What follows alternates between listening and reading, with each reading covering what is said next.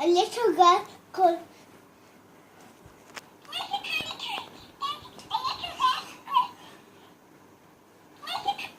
Once upon a time, there was a little girl called Red Riding Hood, and she had a basket in her hand full of apples, and she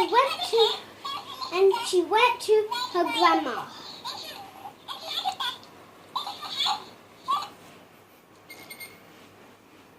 And then she was going to the forest with her basket full of apples, and she met her grandma.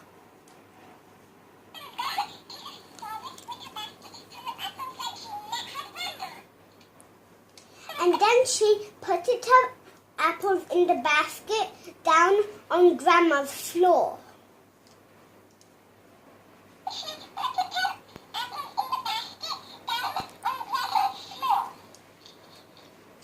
But it wasn't actually Grandma.